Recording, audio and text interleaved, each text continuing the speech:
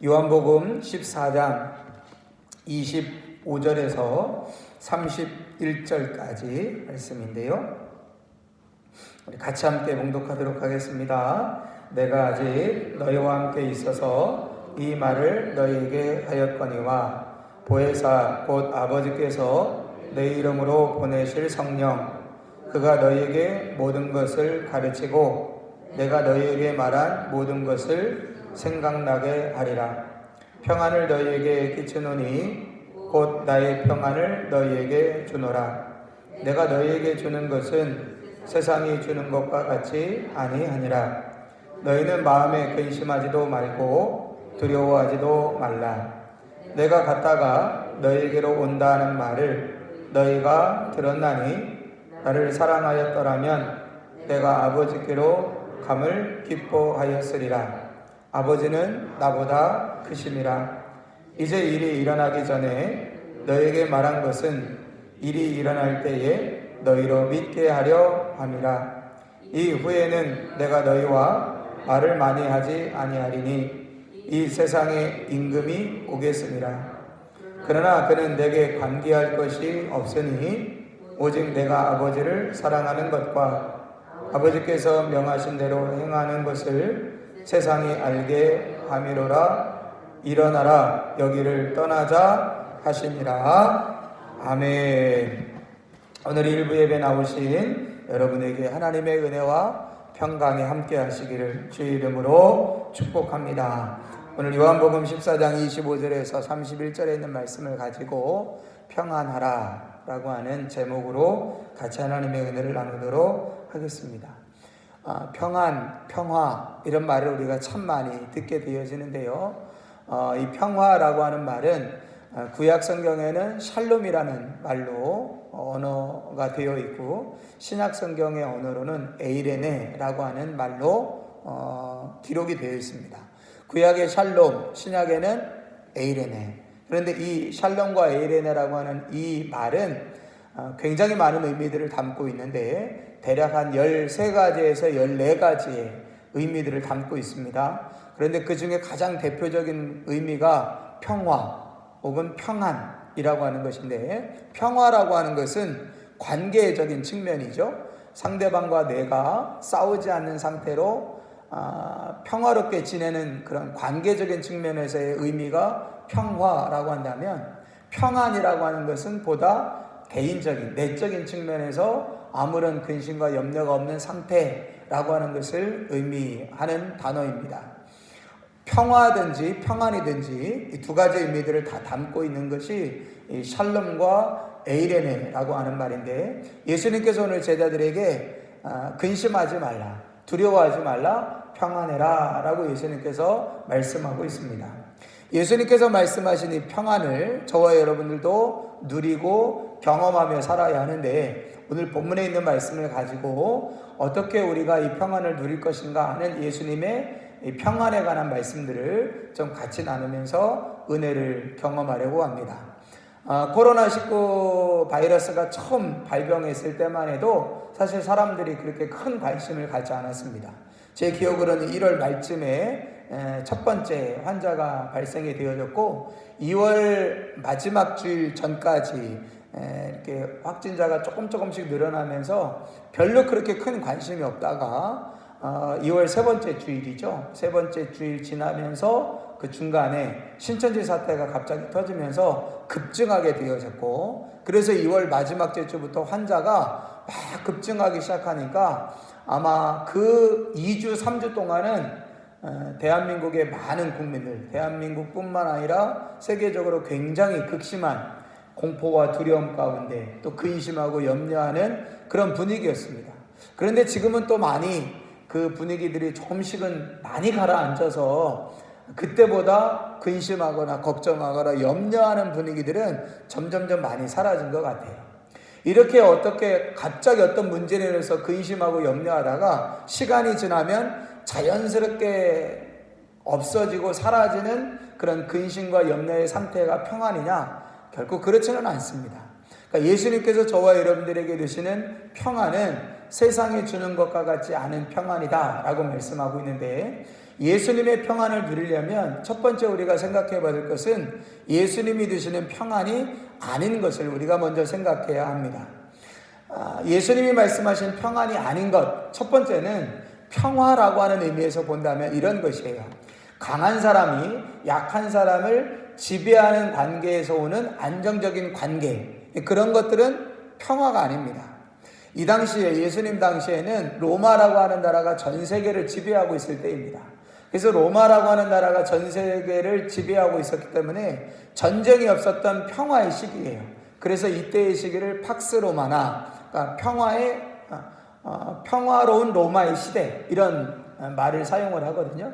그 로마라고 하는 나라가 워낙 강대국이고 로마라고 하는 나라가 워낙 힘이 세니까 어떤 나라도 로마에게 함부로 전쟁을 하거나 싸움을 거는 나라들이 없었습니다. 그러니까 전쟁이 없이 평화로운 시대였다라고 하는 사실이죠. 그러면 이러한 평화, 그러니까 힘센 사람이 힘을 약한 사람한테 조용해, 입 다물고 있어. 그래서 힘이 약한 사람이 그냥 아무 말도 안 하고 시키는 대로 하는 그런 관계가 하나님이 말씀하시는 평화냐? 결코 그런 평화는 예수님이 말씀하시는 샬롬과 에이레네가 아니다 라고 하는 사실입니다. 가정에서도 보면 이런 경우들이 있죠. 아이들이 부모의 말을 그냥 순종을 합니다. 잘합니다. 근데 왜 순종하냐면 무서워서 순종하는 거예요. 괜히 한번 까불었다가 괜히 한번 대들었다가는 정말 심하게 맞는다든지 아니면 심한 폭력을 경험하기 때문에 아이들이 부모님의 눈치를 이렇게 보면서 아무 일도 일어나지 않는다. 그게 평화로운 것이냐? 예수님이 말씀하시는 평화는 그런 평화가 아니라고 하는 사실입니다. 한 나라도 마찬가지라는 거예요. 국가가 힘이 있어가지고 사람들의 모든 의견들을 철저하게 통제해가지고 조용히 입 다물어. 그래서 국민들이 두려워가지고 아무것도 하지 못하고 힘으로 누르고 있는 그런 상태에서 그 힘에 의하여 두렵고 떨리는 마음으로 어떠한 의견도 표출하지 아니하고 그저 아무 일도 없이 지나는 그런 상태가 예수님이 말씀하시는 평화의 상태냐? 그렇지 않다라고 하는 사실입니다. 힘이 강한 사람에 의해서 힘이 약한 사람과 강한 사람에 의해서 이루어지는 평화, 그런 평화는 예수님이 말씀하시는 평화가 결코 아니다라고 하는 사실입니다. 두 번째 평화가 아닌 것이 있어요. 두 번째 평화, 예수님 말씀하시는 평화가 아닌 것은, 이런 것은 예수님 말씀하시는 평화가 아닙니다. 막 복잡하고 힘들고 어려운 문제가 있는데 거기에서 도망을 가가지고 아무 일도 없는 곳에서 도망을 가서 야, 내가 그 복잡한 문제 떠나오니까 좋다라고 하는 그런 평화와 평안도 예수님이 주시는 평화와 평안이 아니라고 하는 사실입니다. 흔히 우리가 속세를 떠나서 이렇게 특정 종교에 있는 그런 분들은 이렇게 복잡한 일상을 떠나서 속세를 떠나가지고 조용한 산이나 조용한 곳에 가서 이렇게 묵상을 하고 좀 조용히 지내다 보면 평화가 찾아온다라고 말하지 않습니까? 근데 그건 또 일시적인 평화예요. 왜냐하면 그렇게 하다가 다시 돌아가면 여전히 그 평화가 깨어지는 삶을 살아갈 수밖에 없다라고 하는 사실이죠. 그래서 도피의 평화, 도피의 평안, 이것도 예수님이 저와 여러분들에게 주시고자 하는 평화와 평안과는 거리가 먼 것이다 라고 하는 사실이죠. 예수님께서 우리에게 주시고자 하는 그 평화는 도피의 평화도 아니고 힘에 의해서 지배되어지는 평화도 결코 아니라고 하는 사실입니다. 비유로 말하면 예수님께서 주시는 평화는 몸이 아픈데 그냥 진통제를 맞아서 잠깐 고통을 없애주는 정도의 그런 평화가 결코 아니라 오히려 예수님께서 저와 여러분들에게 주시고자 하는 평화는 우리를 수술대에 올려서 잠깐은 고통스럽고 잠깐은 힘들지만 그 수술대에 올려서 그 병과 아픈 부위들을 도려내서 더 이상 고통과 아픔이 지속되지 않도록 하는 평화, 그런 평화를 주님이 저와 여러분들에게 주시고자 하는 평화라고 하는 사실입니다.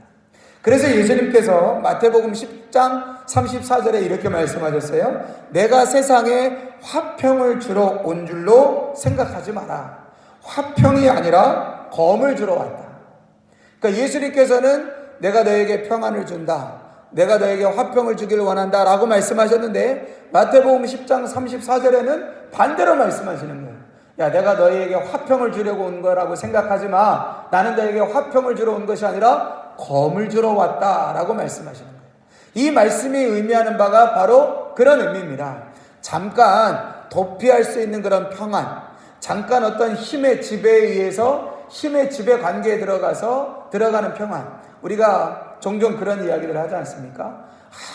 이렇게 좀 이렇게 의견이 팽팽하고 막 이렇게 복잡하고 이럴 때 그냥 누군가가 조용히 하십시오, 이렇게 하겠습니다, 끝! 이렇게 하면 그냥 잠잠해지고 모든 것이 끝나는 걸 바랄 때가 참 많이 있지 않습니까? 그런 평안, 예수님이 주시는 평안이 그런 평안이 아니고 그저 도피해서 잠깐 잊어버리는 그런 평안이 아니라 검을 주러 왔다. 그 평안을 깨트리는 것을 도려내서 더 이상 그것이 우리의 삶을 괴롭게 하거나 두렵게 하거나 고통스럽지 않도록 하게 하시는 그 화평, 그 본질적인 평안을 우리에게 주시려고 예수님이 오셨다라고 말씀하고 있습니다. 그러므로 이런 평화가 아닌 것들을 우리가 잘 구분해낸다면 정말 주님이 우리에게 주시는 평안은 어떤 것인가? 두 가지로 생각해야 되는데, 첫째는 하나님이 예수 그리스도가 저와 여러분들에게 주시고자 하는 평안은 반드시 성령을 통해 그리스도 안에서 이루어지는 평안이다라는 사실입니다. 잘 기억하셔야 됩니다. 성령을 통해 그리스도 안에 이루어지는 평안이다라고 하는 사실이에요. 자, 평화라고 하는 관계적인 측면에서 보면 예수님께서 십자가를 통해서 이미 하나님과 저와 여러분들을 화평케 하셨습니다. 여러분, 이 안에서 혹시 하나님과 원수된 분이 있으세요? 하나님과 원수로 지내시는 분이 있으십니까? 아무도 없으시죠? 우린 다 하나님과 원수가 아닙니다. 우린 이미 하나님과 원수, 전에는 하나님과 원수되었던 저와 여러분들이지만 이제는 하나님이 저와 여러분들을 예수 그리스도의 십자가로 말미암아 화평케 하셨어요. 십자가의 은혜로 말미암아 하나님과 저와의 관계가 화평케 되어졌다는 거예요. 원수라면 맨날 도망 다녀야 되고 맨날 싸워야 되고 맨날 다툼이 있어야 되는데, 하나님과 우리와의 관계가 원수가 아니라 화평케 되어졌다라고 하는 사실입니다. 누구로 말미암아? 예수 그리스도로 말미암아 화평케 되어졌다는 것이에요. 그런데 여러분, 이 사실이 저와 여러분들에게 분명한 사실임에도 불구하고 중요한 한 가지가 있어요. 그게 뭐냐면 우리는 자꾸 그것을 까먹는다는 거예요. 하나님과 우리 사이에 이미 화평케 되어졌다는 사실을 우리는 너무나 쉽게, 우리는 너무나 자주 잊어버리고 까먹고 망각하게 되어진다라고 하는 사실입니다. 그러면 잊어버리고 망각했으면 뭐 해야 되겠습니까? 기억해야 되겠죠. 여러분, 우리가 잊어버렸다고 해서 다시 화평을 얻으려고 노력하는 것은 어리석은 일입니다. 이미 화평은 우리에게 주어진 것이에요. 우리가 기억하지 못하고 우리가 깨닫지 못하는 것뿐이지 하나님과 우리 사이에 이미 화평은 이루어진 사건입니다. 이제 우리가 뭐 하기만 하면 되냐면 기억하기만 하면 돼요. 그런데 성경은 하나님과 우리 사이에 이루어진 이 화평을 기억하게 하시는 분이 있다고 말합니다.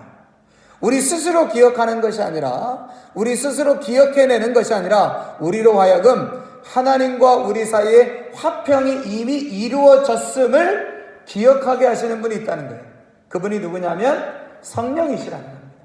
성령이 오시면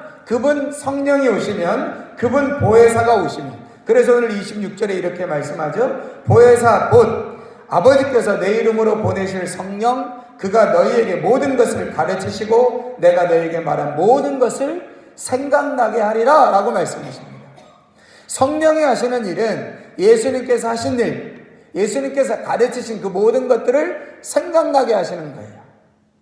그러니까 예수님 안에서 우리가 하나님과 이미 화평을 누렸는데 우리는 자꾸 그것을 잊어버리고 자꾸 그것을 망각하며 살아가게 되어집니다.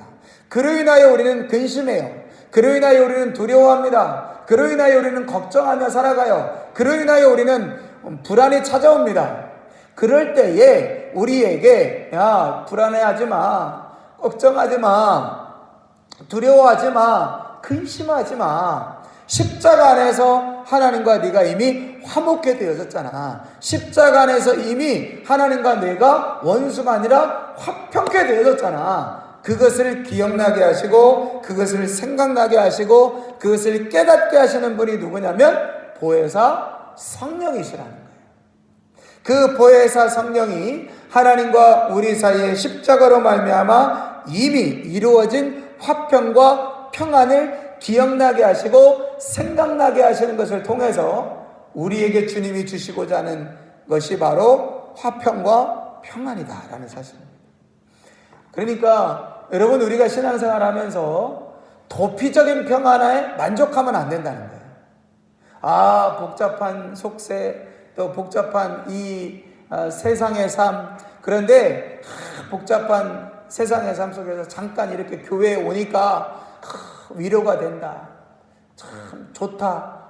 복잡한 거 다 잊어버리고 교회 오니까 아무 생각도 안 나고 좋다. 마음이 평안하다. 좋다. 행복하다. 물론 그것도 좋은 감정이죠. 선한 감정입니다. 그런데 거기서 머무르면 안 되고 우리가 그런 감정 안에서 내가 이런 마음과 이런 생각이 왜 드는가? 성령께서 지금 하나님과 나 사이에 화평의 관계가 있었다는 사실을 잊고 살았는데 그것을 생각나게 하시는구나. 그것을 깨닫게 하시는구나. 그것으로 말미암아 우리가 평안을 누릴 수 있어야 된다는 거예요. 그렇다면 그 평안은 꼭 교회 안에서만 누릴 수 있는 것이 아니라 성령께서 그것을 생각나게 하시면 가정에서도, 직장에서도, 삶의 현장에서도 얼마든지 하나님의 평안과 화평은 경험되어질 수 있다라고 하는 사실이죠. 가정 안에서도, 일터 안에서도 정말로 복잡하고 여러 가지 근심하고 염려해야 될 일들이 참 많이 있음에도 불구하고 성령께서 걱정하지 마, 근심하지 마, 두려워하지 마. 예수 그리스도의 십자가가 하나님과 너의 사이를 화목하게 하고 예수 그리스도의 십자가로 말미암아 네 안에 하나님의 평안이 주어졌잖아. 그러니까 근심하지 마, 염려하지 마 라고 성령께서 우리에게 말씀하실 때 그 말씀을 통해서 우리는 어디에서든지 주님이 우리에게 주시고자 하는 평안을 누리고 경험할 수 있게 되어진다라고 하는 사실입니다. 이 평안이 이 한 주간도 저와 여러분들의 삶의 현장에서 경험되어질 수 있는 은혜가 있어 되시기를 축복합니다. 근데 두 번째가 더 중요해요. 예수님께서 보혜사 성령이 오시면 내가 너에게 가르친 모든 것들을 생각나게 하고 기억나게 할 것이다 라고 말씀하신 다음에 평안을 너에게 주노니 곧 나의 평안을 너에게 끼치노라. 너에게 주는 평안은 세상에 주는 것과 같지 않다라고 말씀하신 다음에 이렇게 말씀하세요. 마음에 근심하지도 말고 두려워하지도 마라. 자, 한번 잘 생각해 보세요. 성령께서 우리 안에 주님이 하나님과 우리 사이에 화평과 평안을 이미 주셨다는 사실을 깨달았으면 근심하게 되나요? 안 되나요? 근심하지 않아도 되죠. 하나님의 평안이 우리 안에 있다는 사실, 하나님의 평안이 주어지는 게 아니라요, 이미 우리 안에 하나님이 평안을 주셨다는 사실을 깨닫고 생각나게 하시는 거예요. 하나님이 우리에게 없던 평안을 주시는 게 아니라 하나님이 우리에게 없는 평안을 주시는 게 아니라 성령께서 네 안에 평안이 없구나, 내가 너에게 평안을 줄게 하고 성령께서 우리에게 없는 평안을 주시는 게 아니라 이미 우리 안에 예수 그리스도의 십자가로 말미암아 주신 평안을 기억나게 하시고 생각나게 하시는 거예요. 이미 내 안에 주님이 주신 평화가 있지, 이미 내 안에 주님이 주신 평안이 있지 라고 하는 것을 생각나게 하시고 깨닫게 하시는 역할을 하시는 분이 성령이 하시는 거예요. 네 안에 평화가 없구나, 자, 이 평화 받아라 가 아니라 이미 예수 그리스도의 십자가로 말미암아 저와 여러분들에게 주어진 평안을 기억나게 하시고 생각나게 하시고 깨닫게 하시는 것이 성령의 역사라는 거예요. 그럼 성령의 깨닫게 하심을 통해서 그래, 내 안에 평안이 있구나, 내 안에 평화가 있구나, 이 평안과 평안은 세상이 주는 것과 같지 않구나 라고 하는 것을 깨달았어요. 그러면 근심하지 않아도 되잖아요. 염려하지 않아도 되잖아요. 그런데 예수님이 이렇게 부탁하시는 거예요. 그러니 너희는 마음에 근심하지도 말고 두려워하지도 말라는 거예요. 하나님이 우리 안에 있는 평안이 있다는 사실을 깨닫게 하시고 알게 하시면 그 평안과 근심이 저절로 우리의 삶에 있는 근심과 염려를 몰아내고 자연스럽게 평안을 누리게 되어지는 것이 아니라고 말씀하시는 거예요. 자, 잘 들으세요. 이미 우리 안에 평안과 하나님이 주시는 화평과 평화가 우리 안에 있어요. 그걸 새로 주시는 게 아니라요, 이미 예수 그리스도의 십자가의 은혜로 말미암아 주어진 화평과 평화는 우리 안에 있는 거예요. 근데 우리는 그걸 까먹고 잊어버리고 자꾸 걱정하고 염려하고 불안해하고 두려워하며 살아요. 근데 성령께서 야, 내 안에 평화 있잖아. 하나님이 예수 그리스도로 말미암아 너에게 주신 화평과 평화가 있잖아 라고 하는 것을 깨닫습니다. 그래서 우리 안에 세상이 줄 수 없는 평안과 화평이 있다는 사실을 깨달아요. 아, 내 안에 평화가 있구나 깨달았습니다. 근데 여기서부터 중요해요. 깨닫고 난 다음에 반드시 우리가 하지 말아야 될 것이 있는데, 그 평안 위에 근심과 두려움을 엎어쓰면 안 돼요. 어떤 분들은 내 안에 평화가 있구나, 내 안에 화평이 있구나. 그런데 어떻게 하지? 다시 거기에다가 뭘 갖다 뒤집어 씌우냐면 세상의 근심과 염려를 갖다 뒤집어 씌운다는 거예요. 그러니까 이 말씀은 너희는 근심하지도 말고 두려워하지도 말라라는 말은 이미 보혜사 성령께서 너희에게 모든 것을 생각나게 하시고 기억나게 하시면 네 안에 평화가 있다는 사실을 알게 되고, 그럼 자동적으로 근심과 염려가 떠나게 되고 너는 평안의 삶을 살 거야 라고 말씀하시는 게 아니라, 이미 내 안에 평안과 화평이 있다는 사실을 성령께서 깨닫게 하실 거야. 그러니 근심하지 말고 그러니 염려하지 마라 라고 말씀하시는 거예요. 가만히 말씀을 들여다보면 우리가 여전히 어떤 삶을 살고 있냐면, 이미 우리 안에 하나님이 주신 평화가 있고 평안이 있어요. 근데 그건 그거고 여전히 뭐예요?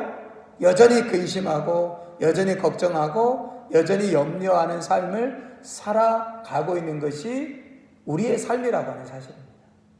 그러니까 예수님은 지금 두 가지를 말씀하시고 있는데, 이미 너희 안에 주어진 평화가 있다는 사실.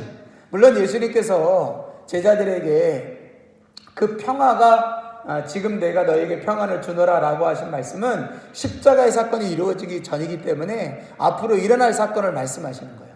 그런데 예수님이 십자가에서 죽으시고 난 다음에 부활하시고 나서 제자들을 처음 찾아가셨을 때 첫 번째 마디가 무엇이죠? 평안하라는 것이었어요.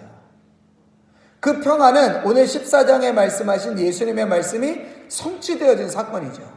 평안해라. 내가 너에게 평안하라고 말하지 않았냐. 평안해라 라고 확인하신 거예요. 확인이요.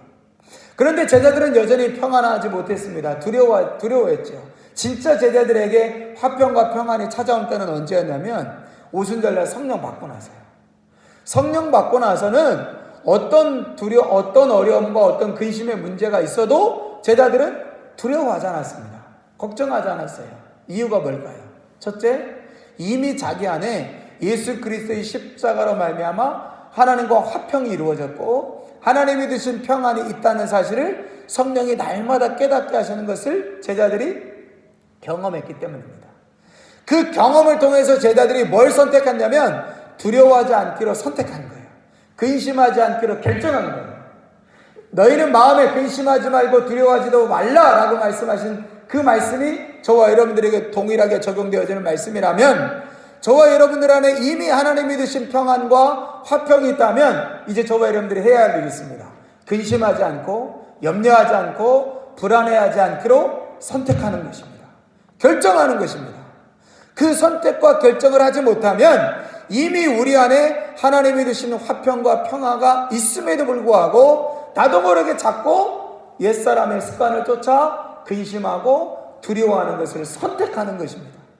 그러면 우리 안에 이미 주신 평화와 화평이 있는데 그 위에 다시 무엇으로 덮냐면 두려움과 근심과 염려로 자꾸 덮어갈 수밖에 없죠.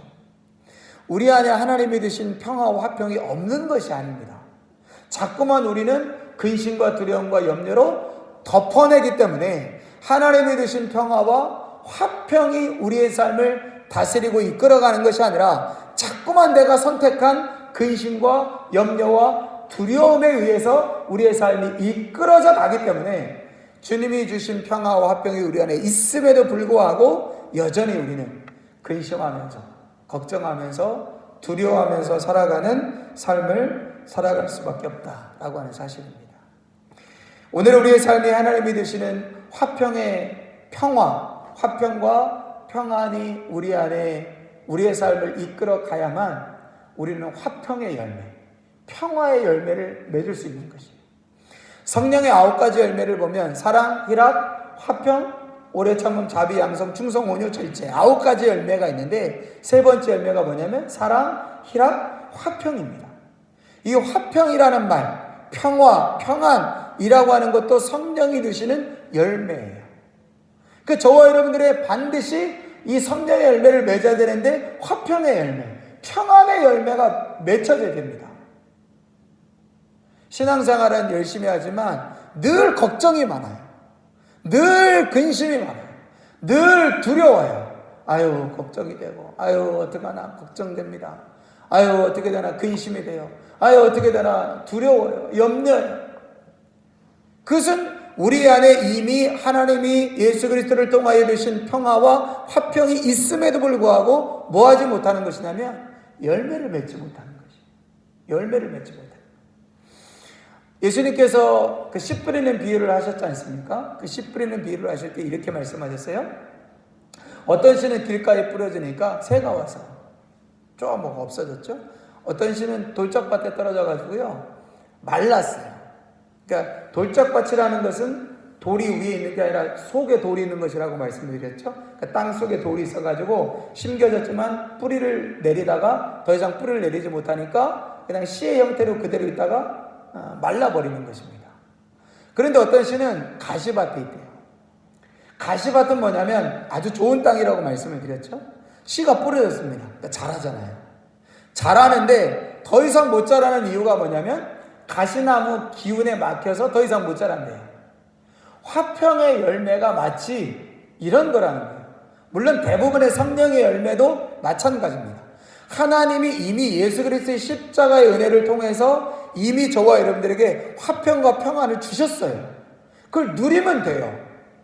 그것을 누리기 위해서 우리는 반드시 무엇을 해야 되냐면 성령이 깨닫게 하신 다음에 우리는 두려워하지 않고 염려하지 않고 근심하지 않기로 결정해야 됩니다.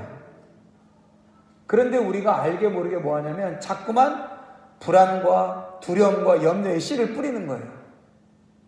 이미 우리 마음밭에 예수님의 십자가를 통해서 화평과 평화의 열매가 심겨졌거든요. 그래서 그게 자라고 있어요 지금. 그런데 우리가 그 옆에다가 뭘 심냐면 불안의 씨앗, 근심의 씨앗, 염려의 씨앗을 막 심습니다. 그게 마치 가시떨기 같은 거예요. 근데 뭐가 더 빨리 자란다고요? 불안과 염려와 두려움의 씨앗이 훨씬 더 빨리 자랍니다. 가시떨기처럼요.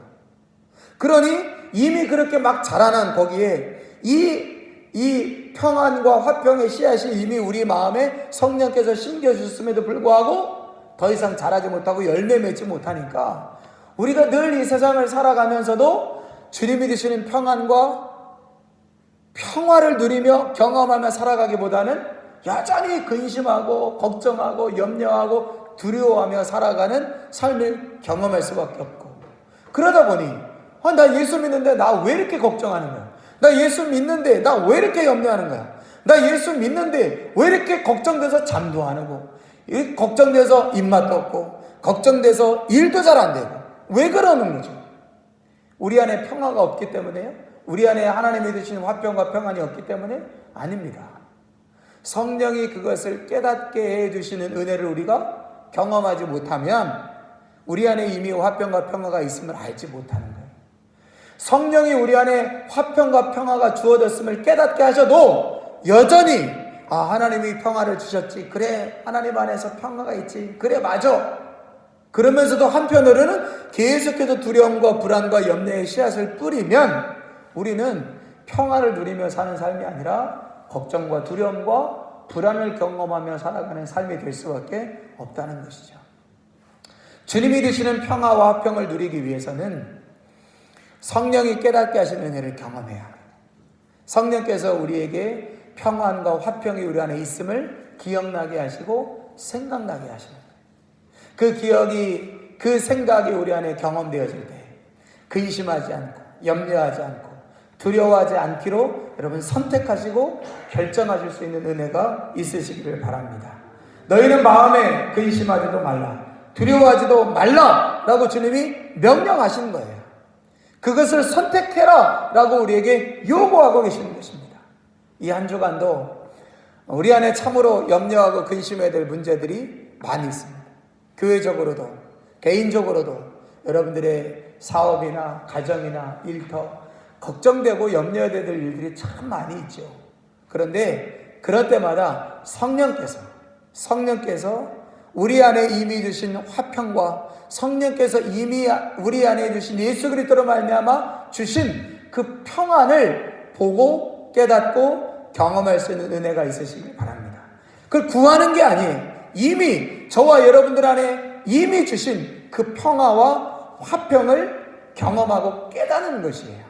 그럴 때에 근심하지 않고 걱정하지 않고 두려워하지 않기로 선택하시고 결정하시는 삶을 사시기를 바랍니다. 그래서 근심과 두려움의 열매가 아니라 화평과 평안의 열매가 쑥쑥 자라나는 이 한 주간의 삶이 되셔서 두려움과 근심의 열매로는 아무것도 할 수 없다고 말씀하셨어요. 너희가 염려함으로 키를 한 자라도 자라게 할 수 있느냐? 너희가 근심함으로 되게 할 수 있는 일이 무엇이 있느냐? 아무것도 없다고 말씀하잖아요. 근심과 염려로는 아무것도 할 수 없다. 그런데요, 하나님이 우리에게 주시는 평화와 화평의 열매는 우리의 삶을 능력 있게 하고 우리의 삶을 변화시키고 우리의 삶을 새롭게 하는 능력이 있는 줄 믿습니다. 근심과 두려움의 열매가 아니라 화평과 평안의 열매를 맺을 수 있는 이 한 주간의 삶이 되어지시기를 주님의 이름으로 축복합니다. 하나님 아버지 감사합니다. 오늘 우리에게 평안하라고 말씀하셔서 감사합니다. 이것은 우리 스스로 만들어낸 언어가 아니라 우리에게 지금 이 말이 필요하기 때문에 우리 스스로 만들어낸 말이 아니라 주님의 말씀입니다. 주님의 요구입니다. 감사합니다. 우리에게 화평을 주셔서 감사합니다. 우리에게 평화를 주셔서 감사합니다. 그리고 근심하지 말고 두려워하지 말라고 말씀하셔서 감사합니다. 하나님, 이 한 주간도 살아갈 때 여전히 우리 안에 근심과 염려의 문제들이 많이 있을 것입니다. 그러나 성령께서 우리 안에 이미 주신 화평과 평안을 보게 하시고 깨닫게 하실 때에, 기억나게 하실 때에 더 이상 근심하지 않고 염려하지 않고 두려워하지 않기로 결정하고 선택함으로 화평과 평화의 열매를 맺는 귀한 한 주간의 삶이 되게 하여 주옵소서. 두려워하고 근심하고 염려하는 것으로는 어떤 것도 할 수 없다는 사실을 깨닫게 하여 주시어서 두려움과 근심의 열매가 아니라 화평과 평안의 열매를 맺을 수 있는 우리의 삶이 되게 하여 주시옵소서. 그 선한 일들을 이루실 주님을 찬양하고 예수님의 이름으로 기도합니다. 아멘. 이제는 우리를 위하여 십자가에서 죽으시고 3일 만에 부활하셔서 우리의 생명이 되시고 교회의 머리가 되신 우리 주님 예수 그리스도의 은혜와 우리 하나님 아버지의 무한하시고 크신 사랑과 성령님의 위로하시고 내주하시고 교통케 하시는 은총이 오늘 이 아침에 평안하라, 내가 너에게 평안을 주노라, 근심하지 말고 두려워하지 말고 염려하지 말아라 라고 말씀하시는 그 주님의 말씀을 주님의 말씀과 명령으로 들어 평화와 화평의 열매를 맺으며 살아가기를 소망하는 사랑하는 성산교회 교우들 머리 위에, 저들의 심령과 가정과 일터 위에 한 주간의 모든 삶 주님 오시는 그날까지 함께하여 주시기를 주님의 이름으로 축원합니다. 아멘.